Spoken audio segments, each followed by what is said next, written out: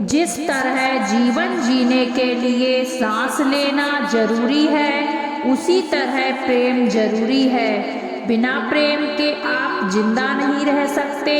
जब तक आप दूसरों से प्रेम नहीं करेंगे, तब तक इस जीवन में सफल नहीं हो पाएंगे, क्योंकि प्रेम ही आपको आगे बढ़ने का रास्ता दिखाता है और सफलता तक पहुंचाता है।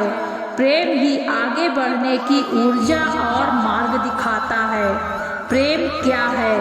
यह एक ऐसा प्रश्न है जिसके समाधान की खोज प्राचीन काल से चली आ रही है। हर युग में आए दार्शनिकों ने भी प्रेम के स्वरूप की व्याख्या करने के अनेक प्रयत्न किए।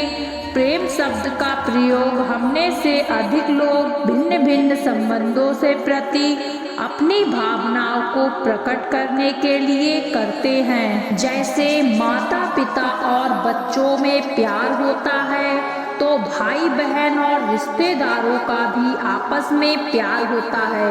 मित्रों में प्रेम होता है, देश के प्रति भी प्रेम होता है। बहुत बार हमें अपनी संपत्ति के साथ भी लगाव होता है। पालतू जानवरों से भी लोगों को स्नेह होता है। आमतौर पर जब प्रेम के बारे में विचार किया जाता है, तो हम स्त्री पुरुष के प्रेम, आपसी प्रेम के बारे में सोचते हैं। कई बार हम सारी मानव जाति और सृष्टि के प्रेम के बारे में भी बात करते हैं, मगर प्रेम के हर रूप में कुछ ना कुछ गुण एक जैसे होते हैं। जैसे कि इस संसार की किसी वस्तु के प्रति प्रेम के मामले में उस वस्तु के मुँह होता है। जैसे हम प्रेम करते हैं, उसकी हमें बहुत आवश्यकता होती है। उसके लिए हम अपने दिल में गहरा लगाव रखते हैं और हमें यह डर लगता रहता है कि कहीं वह वस्तु हमसे खो ना जाए। चाहे वह प्रेम अपने परिवार के प्रति हो या मित्रों के प्रति, चाहे प्रेमी के प्रति हो या अपने सामान और अपने देश के प्रति, अपने प्रेम के ये गुण हमेशा मौजूद रहते हैं। संत महापुरुष हमें समझाते हैं कि इस दुनिया का बाहरी प्रेम केवल कुछ समय के लिए ही रहता है। इसके विपरीत यदि हम सदा सदा का प्रेम पाना चाहते हैं, तो वह हमें केवल प्रभु से ही मिल सकता है। प्रभु के प्रति प्रेम को अनुभव करने के लिए हमें संपूर्ण सृष्टि के प्रति प्रेम को अपने अंदर जगाना होगा।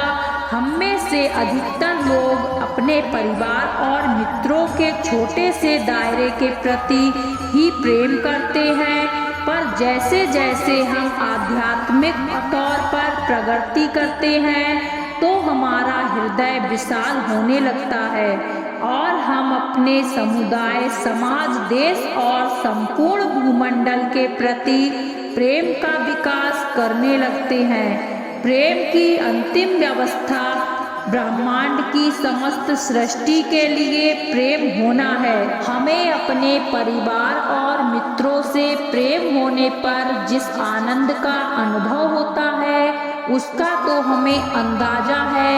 यदि हम उस प्रेम को इतना फैला दें कि समस्त सृष्टि से हमें प्यार हो जाए, तो हम स्वयं अंदाजा लगा सकते हैं कि तब हमारे हृदय में कितना अधिक प्रेम होगा।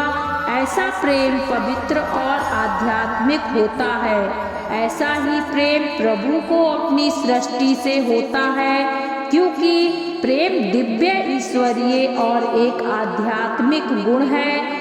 दिव्य प्रेम में आत्मा को अपने पालनकर्ता परमात्मा में फिर से एक में होने की आध्यात्मिक लगन होती है। प्रभु सब आत्माओं के पिता हैं। जब वे आत्माएं इस संसार में एक जीवन से दूसरे जीवन में गुजरती हैं, तो प्रभु प्रत्येक आत्मा को याद करते हैं, क्योंकि वह प्रत्येक आत्मा से प्रेम करते हैं और हर एक का ध्यान रखते हैं। इस बात का अंदाजा लगाना हमारे लिए कठिन नहीं है एक से अधिक बच्चे होने पर भी माता पिता अपने प्रत्येक बच्चे से प्रेम करते हैं। प्रभु सदा इंतजार कर रहे हैं कि आत्मा कब अपना ध्यान उनकी ओर लगाए और उनके पास वापस लौट आए। जीवन में कुछ भी स्थायी नहीं होता है। समय के साथ हर चीज बदलती रहती है, तो उसके साथ मनुष्य के विचार और कार्य भी।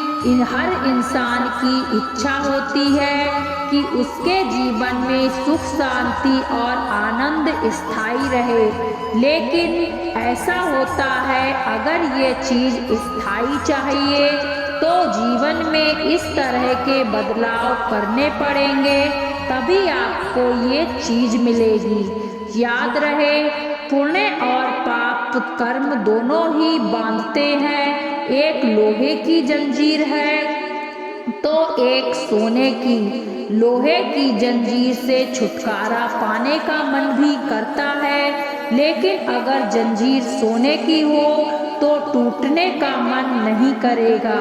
पाप कर्म बंधन है तो पुण्य भी बंधन है। जब तुम सुख में होते हो तो इसमें एक इच्छा होती है, फिर मन भी करता है कि अब यह स्थिति बनी रहे, हमेशा सुख बना रहे। यह कामना जब मन में उत्पन्न होती है तो हम भूल जाते हैं कि परिस्थिति परिवर्तनशील होती है, क्योंकि कोई भी परिस्थिति कायम नहीं हो रहती है। कभी राजा, कभी रंक, कभी बहुत कुछ, कभी कुछ भी नहीं। क्या एक समुद्र में रहकर कोई जहाज एकदम शांत रह सकता है? जब समुद्र के पानी में ही लहरें उठ रही हो तो भला जहाज कैसे शांत रह सकता है? समय बदलता रहता है, बदलाव समय का स्वरूप है। 21 साल पहले हमारा जो शरीर था वह आज नहीं है। गंगा के घाट पर बैठकर गंगा जी को देखते हो तो तुम्हें लगता है कि गंगा वही है। ऐसा नहीं है, गंगा वही नहीं है बल्कि घाट वही है। देखते देखते गंगा में बहुत जल भर गया, बह गया। समय का चक्र चलता ही रहता है। हमारी दृष्टि में वर्तमान, भूत, भविष्य काल ऐसे भेद हो सकते हैं। समय अपने आप में ना भूत है, ना वर्तमान है, ना भविष्य है। सब कुछ समय के भीतर हो रहा है और समय में सब बदल रहा है, लेकिन समय नहीं बदल रहा है।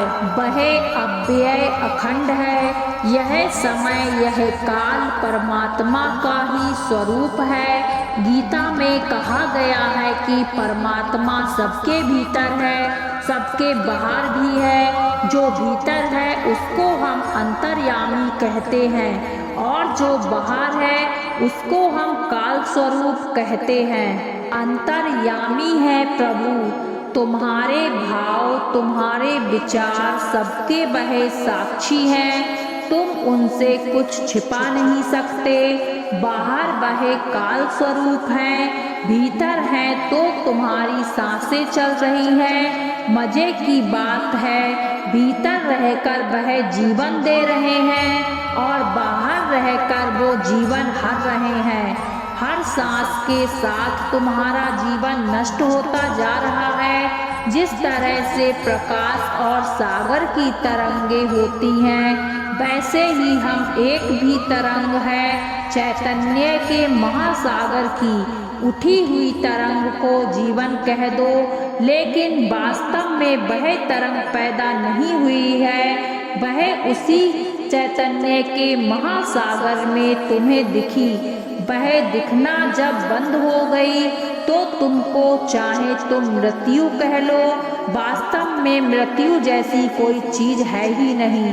गीता में भगवान श्री कृष्ण समझाते हैं, आत्मा किसी काल में भी ना तो जन्म लेती है, ना मरती है और ना उत्पन्न होकर फिर होने वाली ही है। यह अजन्मी, नित्य, सनातन और पुरातन है। शरीर के मारे जाने पर भी यह नहीं मरती। मनुष्य के जीवन में 3 बातें हैं, शोक, मोह और भय।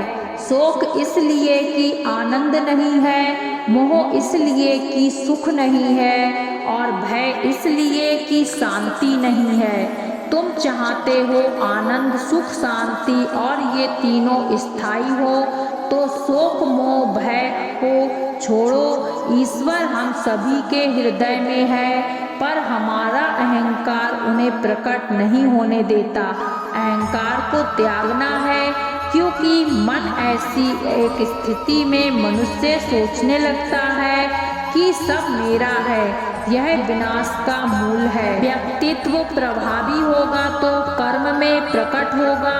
यह आपको जीवन में साफ साफ दिखाई देने लग जाएगा। आपके विचारों से ही आपका व्यक्तित्व बनता है और वही आपको सफलता और असफलता दिखाता है। किसी भी चीज के लिए मनुष्य को किसी और पर दोष नहीं लगाना चाहिए, क्योंकि जीवन की चाबी केवल आपके पास होती है। देखो हमारे आसपास दुनिया में क्या चल रहा है। अपना प्रभाव चलाना यही दुनिया है। हमारी शक्ति का कुछ अंश तो हमारे शरीर धारण के उपयोग में आता है, पर हमारी शक्तियों का प्रत्येक अंश दूसरों पर अपना प्रभाव डालने में व्यय होता रहता है। हमारे शरीर, गुण, बुद्धि, हमारा आत्मिक बल, ये सब लगातार दूसरों पर प्रभाव डालते आ रहे हैं। इसी प्रकार दूसरों का प्रभाव भी हम पर पड़ता चला आ रहा है। हमारे आसपास यही चल रहा है। एक प्रत्यक्ष उदाहरण है। एक मनुष्य तुम्हारे पास आता है, वह खूब शिक्षित है, उसकी भाषा भी सुंदर है, वह तुमसे 1 घंटा बात करता है, फिर भी वह अपना असर नहीं छोड़ पाता। दूसरा मनुष्य आता है, वह चंद शब्द बोलता है, शायद वे शब्द शुद्ध और व्यवस्थित भी नहीं होते, फिर भी वह खूब असर कर जाता है। यह तुम में से बहुतों ने अनुभव किया है। इससे स्पष्ट होता है कि मनुष्य पर जो प्रभाव पड़ता है वह सिर्फ शब्दों से नहीं होता।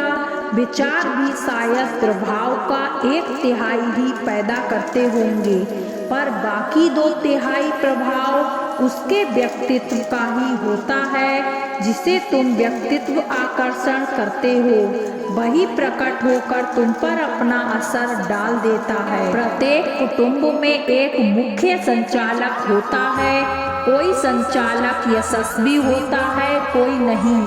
ऐसा क्यों? जब हमें अपयश मिलता है तो हम दूसरों को कोसते हैं। अपयश आने पर प्रत्येक मनुष्य अपना कसूर और अपने दोष नहीं, बल्कि यह दिखाने में कोशिश करता है कि वह निर्दोष है और सारा दोष किसी मनुष्य या किसी वस्तु पर और दुर्भाग्य पर मरना चाहता है। जब घर का मुख्य कर्ता सफलता न प्राप्त कर सके तो उसे यह सोचना चाहिए कि कुछ लोग अपना घर किस प्रकार अच्छी तरह चला सकते हैं और दूसरे क्यों नहीं। मनुष्य जाति के बड़े बड़े नेताओं की बात ली जाए तो हमें सदा यही दिखाई देगा कि उनका अस्तित्व ही उनके प्रभाव का कारण था।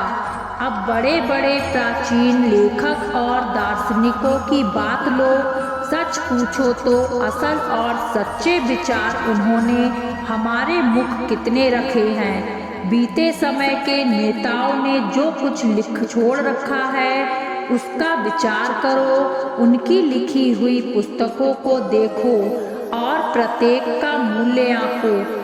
उन्हें हम असल नए और स्वतंत्र विचार कह सकते हैं। वे इस संसार में सिर्फ मुट्ठी भर हैं।